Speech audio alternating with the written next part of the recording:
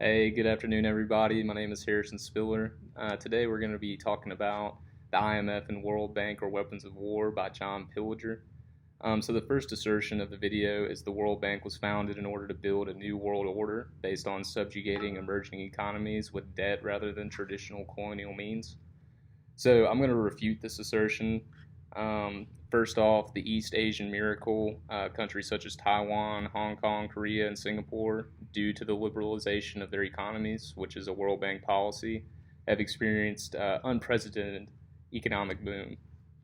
They become richer than many of the former colonial powers. Furthermore, it is important to mention that in the process, a staggering figure of over 230 million people have been lifted out of poverty, while the living standards of those still remaining in poverty have gotten so much better.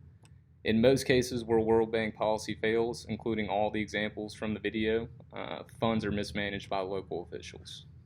The next assertion, the World Bank is damaging the environment because emerging economies are pillaging their natural resources in order to repay national debt. Additionally, foreign investment has encouraged environmentally damaging industries to leech on emerging economies' natural resources. I'm going to go ahead and refute that as well. I think that's false. First off, I believe that the idea that emerging economies should go green is preposterous given the idea of Maslow's hierarchy of needs and the current economic climate of these emerging economies. So if you're not familiar with Maslow's hierarchy of needs, it starts at the bottom of the pyramid with physiological needs like air, water, shelter, sleep, and clothing, going up to safety, love and belonging, esteem, and then self-actualization. So for most of these emerging economies, they're still at the bottom of the needs hierarchy, which is the physiological needs. So there's no way that people who do not have air, water, food, shelter, sleep, clothing, etc., can worry about things like desire to become the most that one can be, respect, self-esteem, status, recognition. I recognize these things as more thinking of yourself as part of a greater group. These are things that you get higher on in the hierarchy. Secondly, of course, the World Bank and the IMF have considerable policies about growth in the green sector. Two of my favorites, the Clean Air and Sustainable Environment Project. That's going to be tackling pollution from brick fields and transportation in Bangladesh. And then my second favorite, the World Bank has worked with China to phase out more than 219 tons of ozone depleting substances, the equivalent to an annual carbon emission from 186 million passenger vehicles. So I think those are pretty significant advances, and I think that certainly refutes the assertion. Good morning. I am Richard Herbers, and today I will be talking about the International Finance Corporation, or the IFC. The IFC is a sector of the World Bank. Their primary goal is to reduce global poverty. Founded in 1956, IFC's headquarters is in Washington, D.C., and they had an initial investment of $100 million of capital, or $922 million in 2018, adjusting for inflation.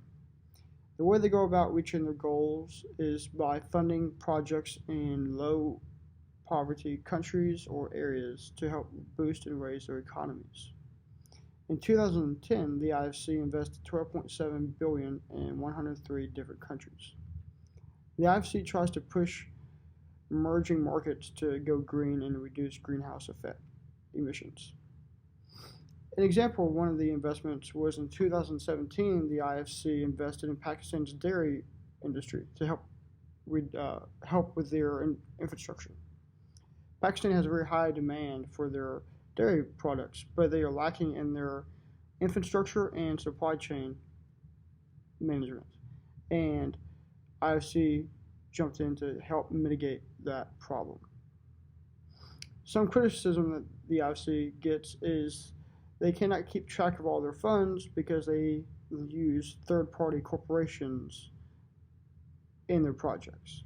And another large criticism that IFC gets is they deal mainly with large corporations or wealthy individuals that would already have the investments, the capital to make their investments without the need of the IFC's assistance.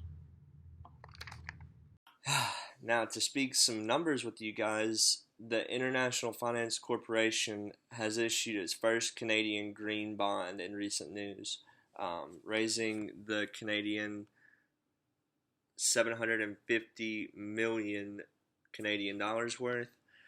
The proceeds of the 5-year green bond will finance investments in projects including renewable energy, sustainable forestry, green buildings, and energy efficiency.